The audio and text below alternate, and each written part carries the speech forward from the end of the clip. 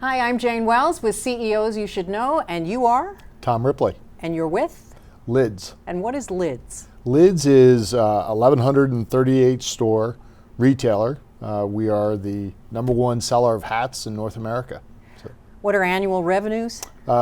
Just under 700 million. Wow. And how long have you been CEO? I have been CEO for a whopping 90 days. How did that happen? Well, we acquired Fans, a store, a small chain in 2018. And in 2000, later in that year, Lids came up for sale, owned by a publicly traded company. And we put in an offer, went back and forth for the better part of 7 months, and we were lucky enough to win and purchased it and closed on February 2nd of this year. $100 million? $100 million purchase price. Is that the largest acquisition you've made? It is. And what's the name of the The private equity fund is called Ames Watson. Why did you spend $100 million on an apparel retailer in 2019?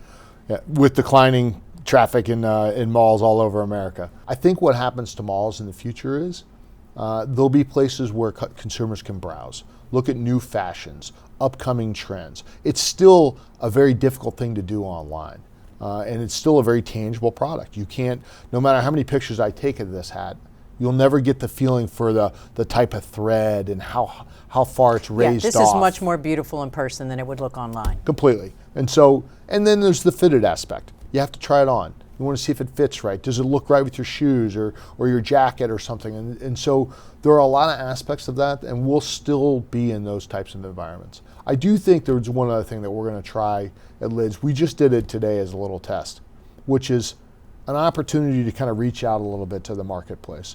Things like have a law enforcement day. If you come in uniform, we'll give you a discount on your hat. A fireman day, an armed services day, right? Something very close and near and dear to my heart. My background's in the Marines. One of the key lessons of being a Marine officer is communication. You have to get out in front of it. You be very honest.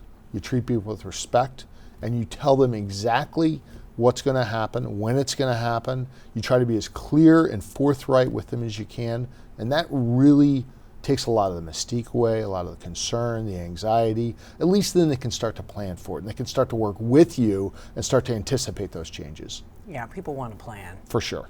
How long were you in the Marine Corps? 7 years. What'd you do?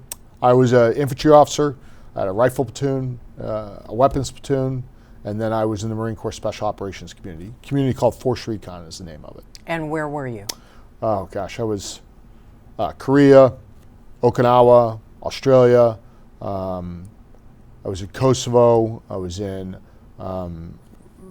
Somalia, Liberia, all the garden spots. Yes, so tough days, but that's what the nation calls on its Marines to do. Being a CEO, having been a Marine Corps officer, how does that? What's good? What's bad about that? Because this is a civilian world. Yeah. You know, people just don't follow orders. For sure. You know, the Marine Corps teaches you a couple of really fantastic lessons. The first one is, as a Marine, you see everyone as, and this is going to sound very counter to it, but as a Marine, you see everyone as a teammate. In the end, in Marine Corps parlance, we all bleed the same color blood. And so everyone is there to do a job, and it's a very serious job, and we're all very focused on it.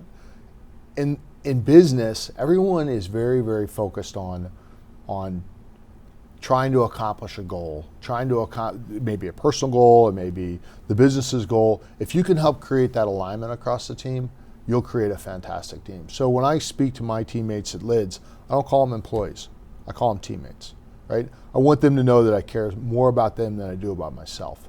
The other great lesson that I learned in the Marines is a servant leader.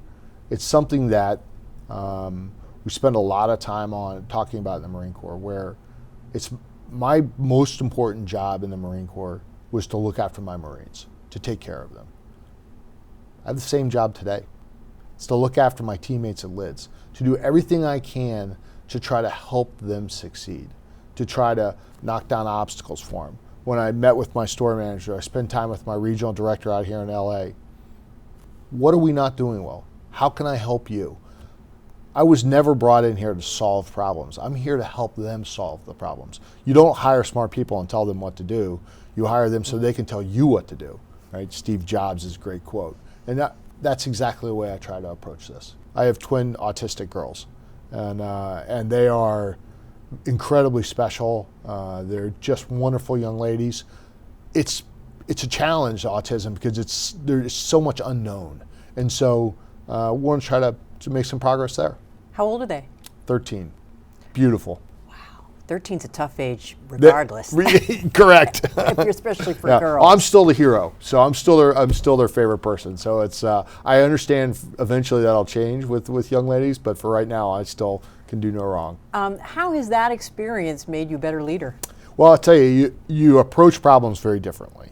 So you first have to approach problems as maybe they're not problems.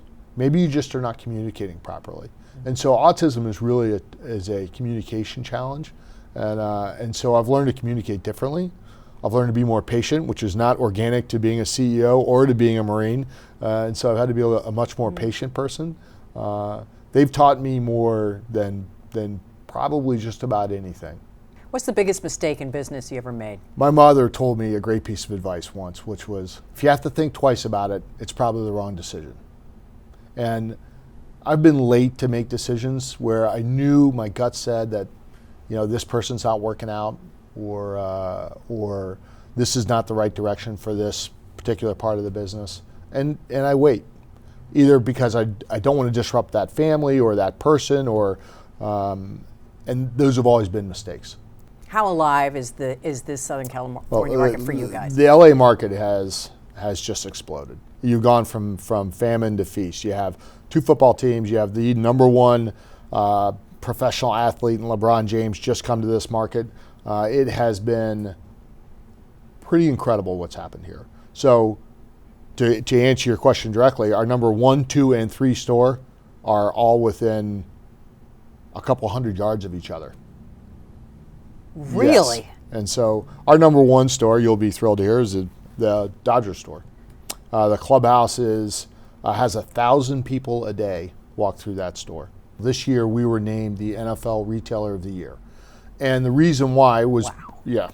And the reason why is because of a thing called the Elements Collection, which is a project that New Era Hats, one of our major partners, and the NFL and us worked on together. And what we did was we take an element of a particular team's logo and just lift that particular element. So if you imagine the Jaguars, the hat has just the whiskers on the front of it, right? Or the Bengals just has the tiger stripes but no tiger face. And so that's a way to create some freshness, some difference. This hat's a great example, the Salute to Service. It's an LA Dodgers hat, but it's a camouflage hat. It has obviously unique colors, unique gold thread, and on the back we're able to customize it by adding a player's signature and his number on the back. It's Corey Seager on here. We have come up with a 3.0 store that is really the traditional lid store, hats on the walls, but around the top of the store are jerseys. The lid store continues to outperform its peer group. It continues to see great traffic in our stores, albeit declining, but there'll always be a hat store in the mall of the future. Tom Ripley, thank you very much. Thank you.